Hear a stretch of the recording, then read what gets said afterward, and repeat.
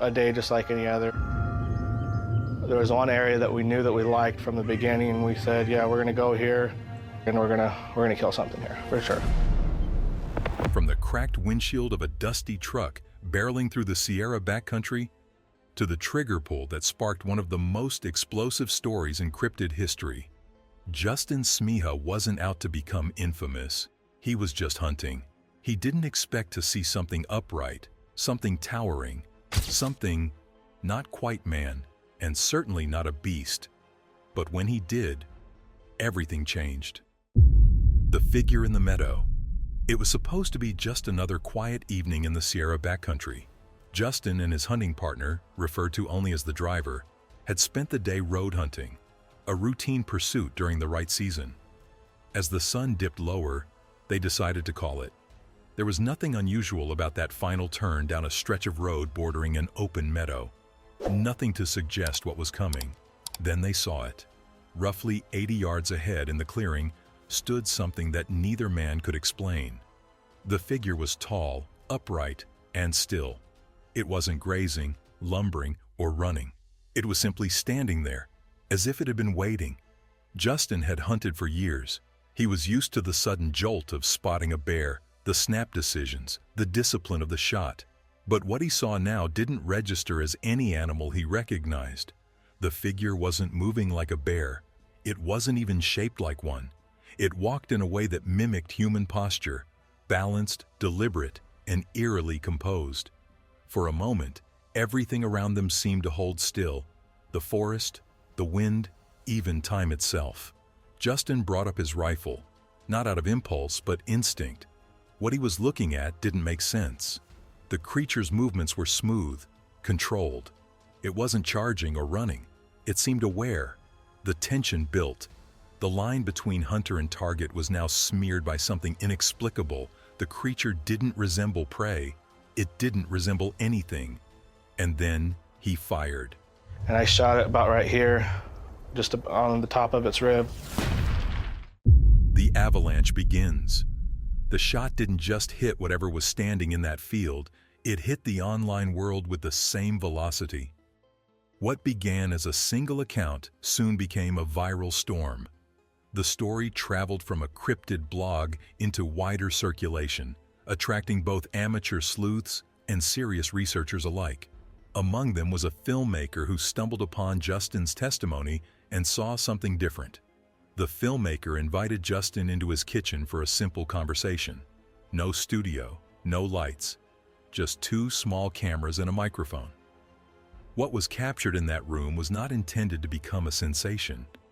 Yet once it was posted online, the effect was immediate. The story ignited a reaction that spread like wildfire.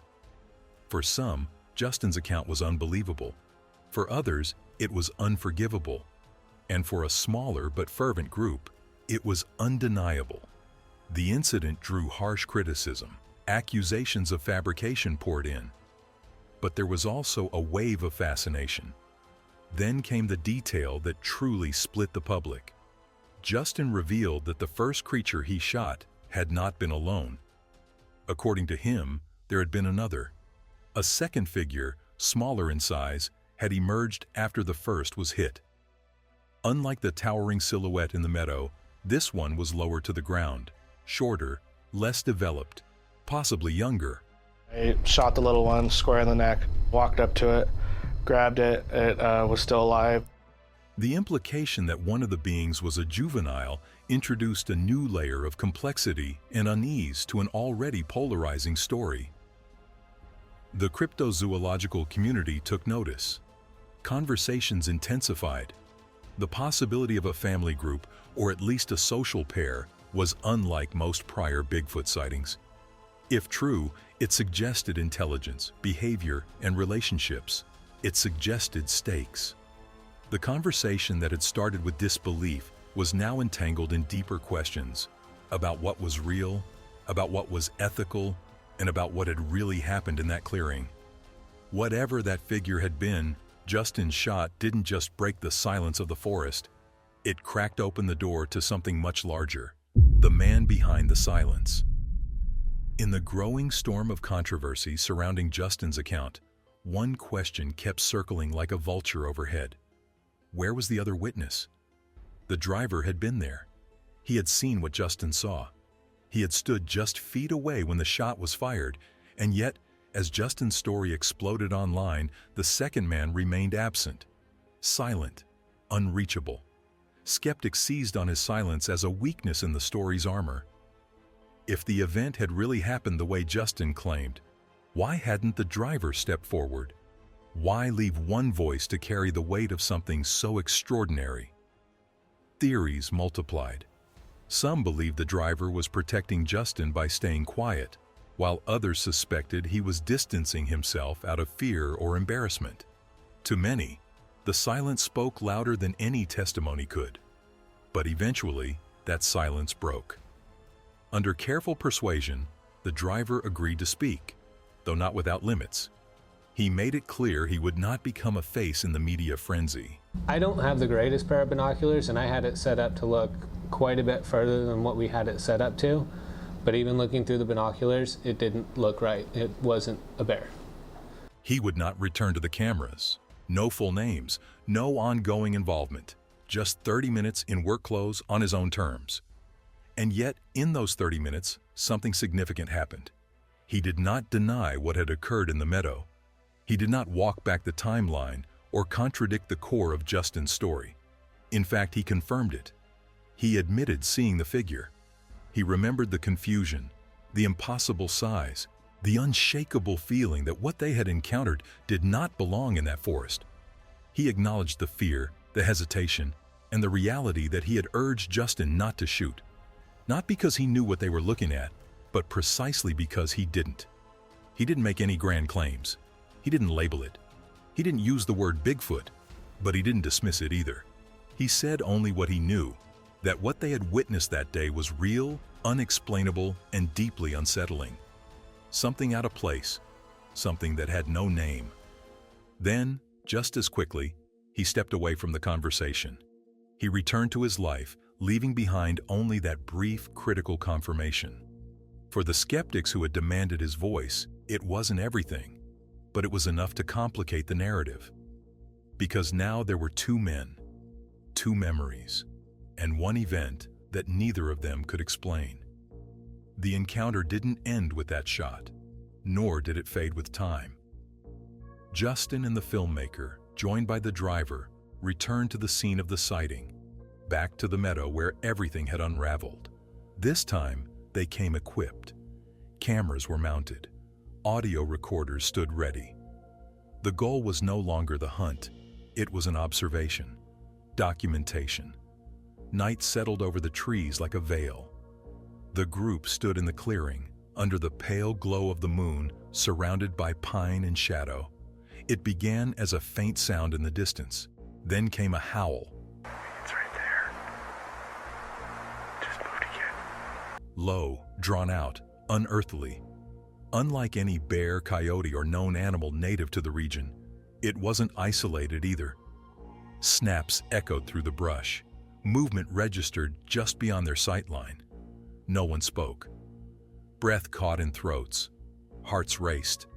Not because of what they could see, but because of what they couldn't. There were no eyes reflecting in the dark, no clear shape between the trees. Just the overwhelming sense that something was nearby, watching, listening, waiting, and still out there. That moment, recorded not just on camera, but in memory, didn't deliver clear evidence. It didn't provide the smoking gun that would silence critics or prove anything definitively. But for those who were there, it changed the atmosphere around the story. This wasn't just a tale about a chance sighting or a single misidentified creature. It was something still unfolding, something still present in those woods. The creature, or whatever it had been, hadn't vanished. It had simply stepped back into the forest. And the silence it left behind wasn't empty. It was filled with something else. Expectation. The question. No one could answer. Inside the truck, tension hung like fog. The driver brought his binoculars to his face, trying to focus on the figure ahead. This wasn't a bear. It was taller than any bear he'd seen in the wild, even on its hind legs. And it wasn't just height, it was the posture. The way it held its body upright. The way it moved forward, steady, unhurried, almost deliberate. There was no lurching, no frantic behavior, no panic. Only a strange calm, like it knew exactly what it was doing.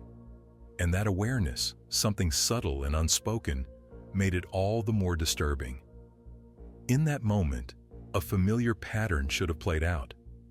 Years of hunting had taught them how animals behave under threat. But this wasn't that. It wasn't acting like prey. It wasn't fleeing. It was watching. And then, Justin's trigger finger moved.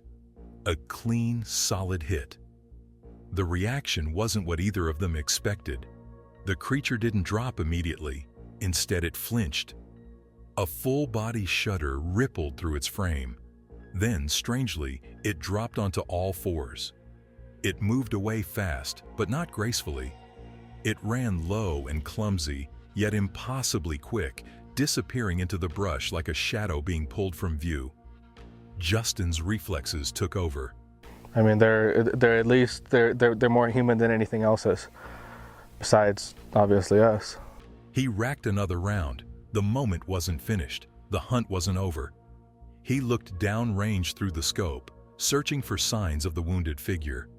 Just over a small rise, he caught the last glimpse of it, its rear limbs vanishing behind the slope. It was vulnerable now. Then, something else emerged. From the tree line, two smaller figures broke into view. They were different, shorter, more hurried, and unsteady in their movement. Their presence was immediate and unexpected. The clearing had shifted from a tense pursuit to something far more fragile. These weren't distant shapes hidden in shadows. They were close and real. Roughly 3 or 4 feet tall, the newcomers darted between brush and low grass with a restlessness that felt frantic. The driver's attention snapped to them, trying to make sense of what he was seeing.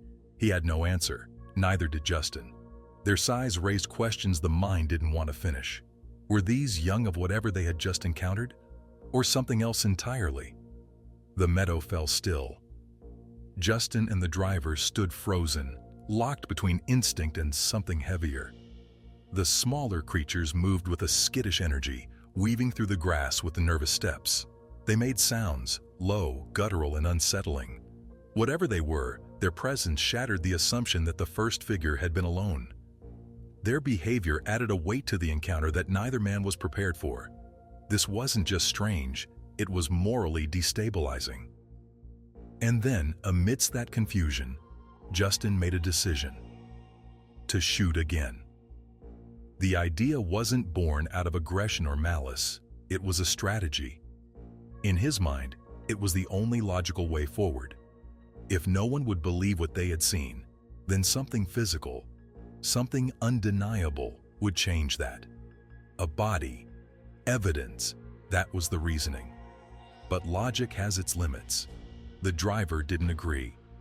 He questioned the decision in the moment, though everything around them was moving too fast to stop what was already in motion. Justin raised the rifle again. He had done this hundreds of times in his life, but never like this. He centered the scope on one of the smaller figures. He aimed high, near the neck. Maybe for the first second or two, I did think it was a bear, and then I looked and I saw that it was on 2 legs. I was just sitting there nervous looking at this thing thinking, this is a monster. A shot meant to avoid the skull. A shot meant to preserve the proof. And then, he fired. The crack tore through the air. The small body dropped, tumbled downhill, and came to a rest at Justin's feet.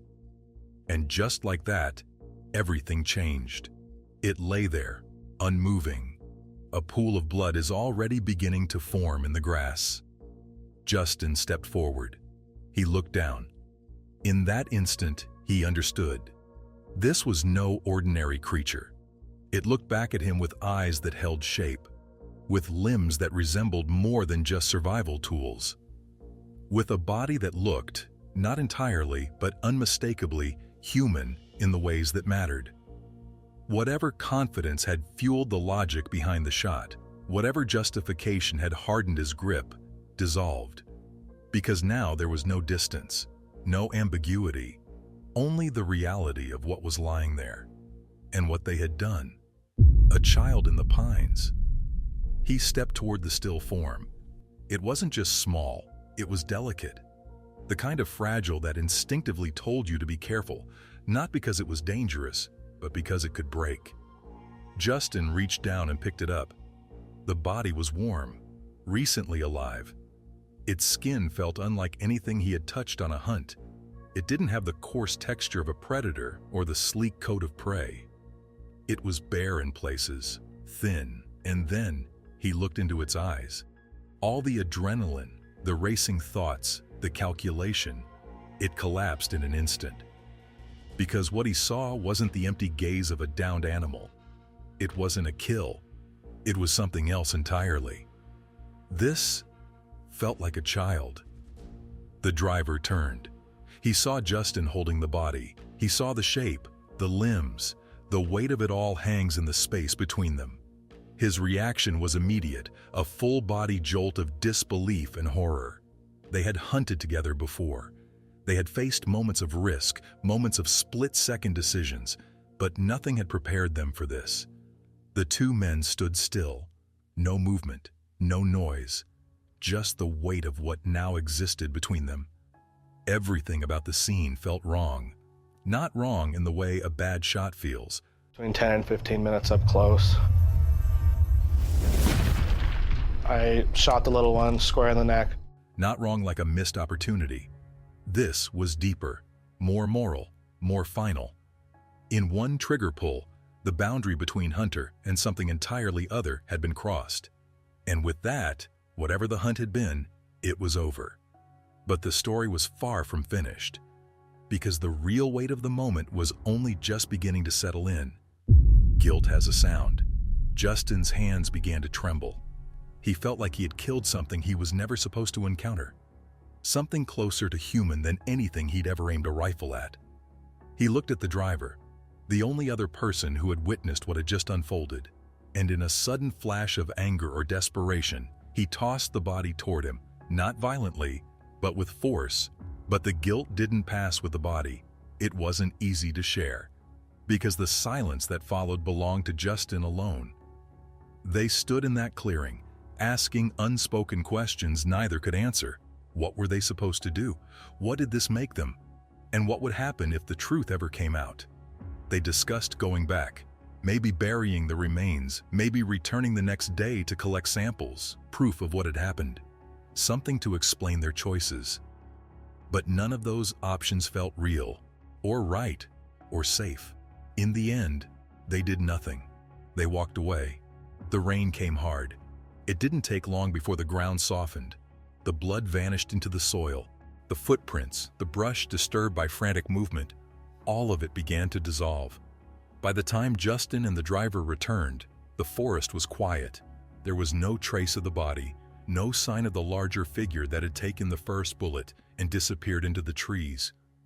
The small one, gone. No skeletal remains, no carcass, nothing conclusive. All they found were fragments, hair that looked out of place, a patch of hide, pieces that offered no answers, only more questions. The scene felt sanitized, as if nature had decided to seal off the incident. For Justin, the experience didn't end in the woods, it followed him. Later, during interviews, he recounted the moment not with pride but with visible weight. His voice cracked when he spoke, because what had happened out there wasn't hunting. It was something else entirely. And now, there was no denying it. The lie detector. The story refused to die. It didn't fade into obscurity the way so many fringe tales often do. If anything, it grew louder, more divisive. Accusations surfaced immediately. Some called Justin a fraud, insisting he had fabricated the entire sequence of events for attention. Others took a harsher stance, demanding accountability, even arrest. The idea that someone could have shot a being so close to humans and walk away without consequence enraged critics. But not everyone was trying to tear him down. Filmmaker Rosa Hebe continued to follow the story.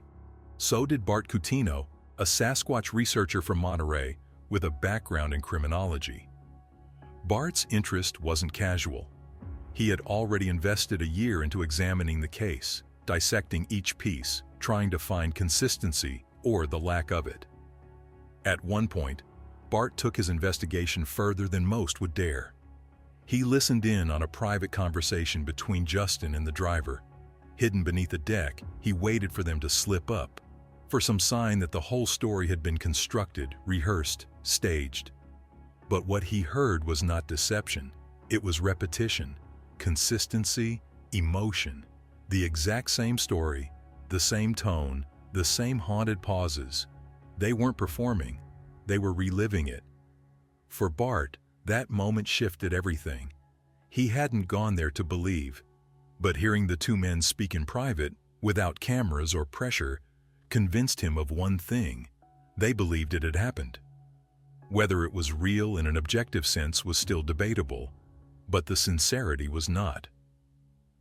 Eventually, Justin took a step to silence the skepticism. He agreed to a polygraph. In a recorded session with a certified examiner using equipment trusted by U.S. military and federal agencies, he answered the key questions directly. Had he fired on two creatures? Did he truly believe they were something not supposed to exist? He answered yes. The results confirmed that his responses were consistent with truth-telling. I would have gone for my camera and I would have put it straight down the scope, taken the picture, got the clearest picture of this thing anyone's ever seen. According to the polygraph data, he was not lying. At least not intentionally. Even with the polygraph behind him, Justin knew belief wouldn't come easily. He'd spoken about physical remnants, pieces of hide retrieved from the scene, bloodstains on his boots, possible tissue samples from the shot creature. Those became the next focus. The materials were handed over to laboratories for DNA analysis. 4 labs conducted tests. 3 of them returned the same result: bear. The 4th offered no confirmation either way. Then came the question of the boots. He had worn them during the encounter. They bore what appeared to be dried blood from the smaller creature. In theory, modern forensic science could pull DNA from it, even years later. But time is a harsh enemy. Contamination, environmental exposure, and degradation rendered the stains unusable. No viable genetic information could be extracted, nothing conclusive, nothing that could serve as hard proof. And just like that, the physical trail collapsed. The media circus. As the story gained traction, it didn't take long for the entertainment industry to notice. Television producers, always hungry for the next sensational tale, came knocking. But they weren't after clarity. They weren't interested in the details that didn't fit neatly into a headline. They were looking for spectacle. Justin found himself at the center of something he couldn't control. What had started as a raw and deeply personal account was now being turned into content. Segments were edited, narratives were reshaped. The purpose was not to understand, but to entertain. One major TV production went especially far. In the final cut, Justin was portrayed not as a conflicted witness, but as a reckless figure chasing shadows in the woods. They claimed he had said he possessed the body of a juvenile Bigfoot, a direct contradiction of what he had actually said. He never made that claim. But once the episode aired, that distinction no longer mattered. The misrepresentation spread. Viewers didn't question the edit, they absorbed it. And with that, the conversation shifted once again. Justin was no longer just the man who had seen something strange in the Sierra wilderness. He became the target. Return to the scene. Bart Coutinho, researchers and investigators returned to the scene. People who weren't sure what to believe, but who knew enough to keep looking. They didn't return empty-handed. They brought tools, thermal imaging equipment, high-resolution audio recorders, motion-sensitive cameras.